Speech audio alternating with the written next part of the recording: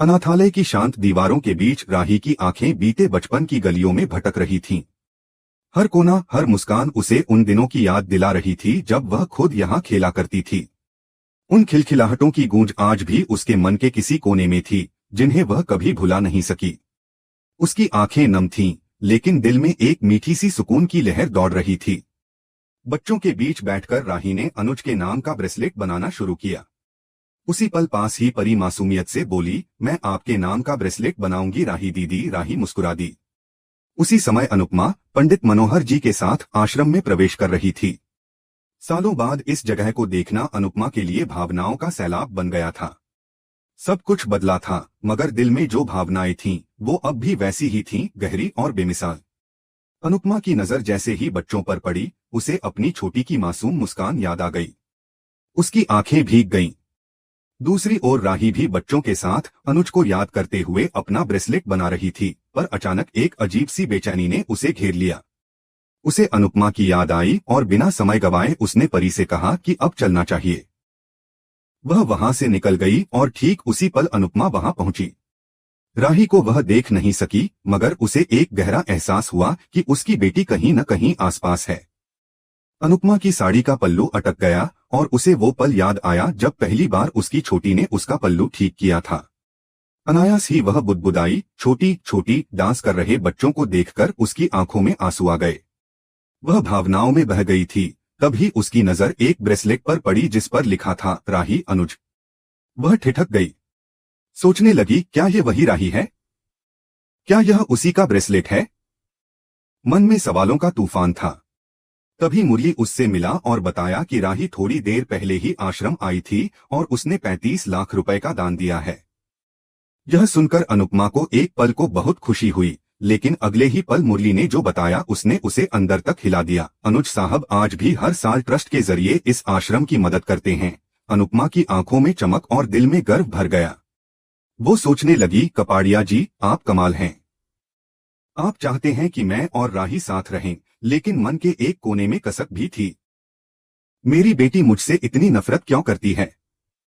शायद उसने पापा के नाम का ब्रेसलेट बनाया होगा और मेरा नाम गलती से आ गया होगा। फिर भी एक उम्मीद थी, एक सुकून की माँ और बेटी का नाम साथ साथ है।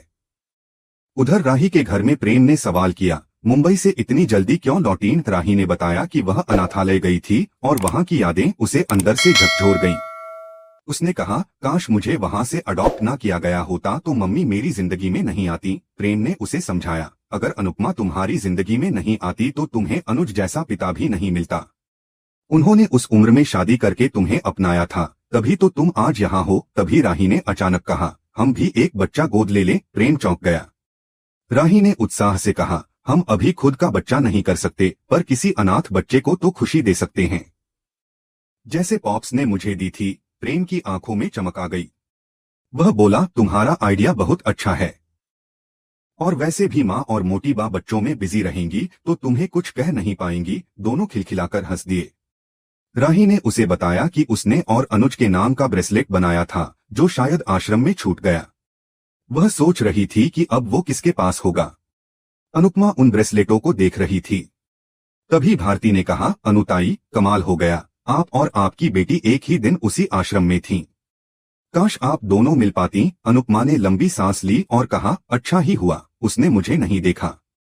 अगर देख लेती तो दुखी हो जाती, लेकिन मन तो कर रहा था दौड़कर उसके पास जाऊं, उसे ढूंढ लूं। वह खुश थी कि राही आज भी उसी आश्रम से जुड़ी हुई है जैसे अनुज जुड़े थे।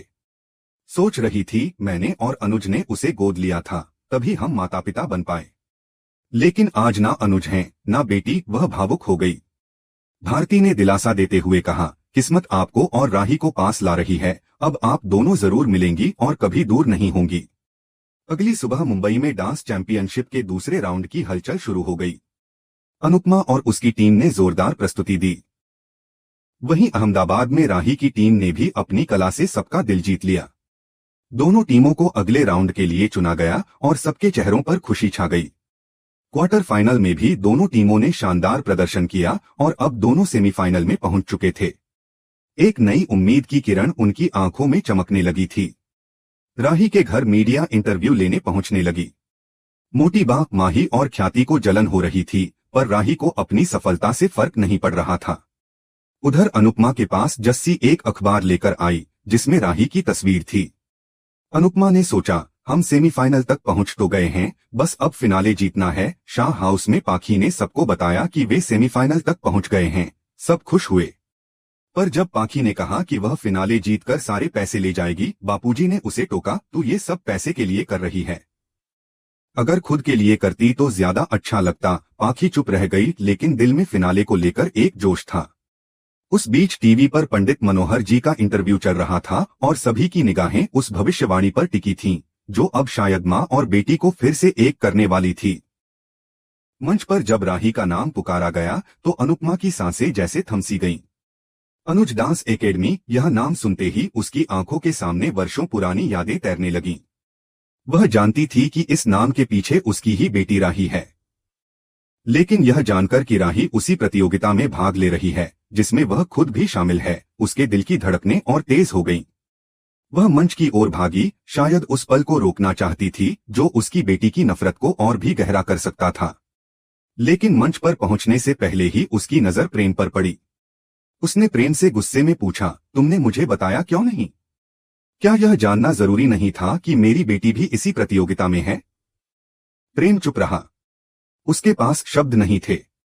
वह जानता था कि यह बात अनुपमा के लिए कितनी बड़ी हो सकती थी, लेकिन वह यह भी जानता था कि अगर उसने बताया होता तो शायद अनुपमा फिर से खुद को रोक लेती। उसने धीरे से कहा, मम्मी, मैं नहीं चाहता था कि आप फिर से अपने सपनों से पीछे हटें। आपने कितने सालों बाद फिर से डांस करना शुरू किया है। मैं जानता हूँ राही आपसे नाराज है, लेकिन मैं भी जानता हूँ कि यह नाराजगी एक दिन प्यार में बदल जाएगी। अनुपमा की आंखों से आंसू बह निकले। वह बोली, प्रेम, तुम नहीं जानते कि यह नफरत कितनी गहरी है। मैं उसकी जिंदगी में फिर से आकर उसे तकलीफ नहीं देना चाहती। प्रेम ने उसका हाथ पकड़ा, उसकी आंखों में देखा और कहा, मम्मी, मैं वादा करता हूँ कि एक दिन आप दोनों फिर से एक साथ होंगी। मैं वह दिन लाकर रहूंगा। इसी बीच उनकी टीम का नाम पुकारा गया। अनुपमा को मंच पर जाना था। उसके पांव भारी हो गए, लेकिन वह जानती थी कि उसे यह करना ही होगा। जैसे ही वह मंच पर पहुंची, मोटी बा और बापूजी की नजरों ने उसे घूर लिया। उनके चेहरे पर नाराजगी थी। पाखी तो जैसे आग बबूला हो गई। वह जोर से बोली, यह औरत फिर से हमारी जिंदगी में क्यों लौट आई है? दूसरी ओर अंश की आंखों में चमक थी। वह मन ही मन खुश हो गया कि उसकी अनुपमा मासी बिल्कुल ठीक है। लेकिन सबकी निगाहों के बीच अनुपमा की हिम्मत डगमगाई नहीं।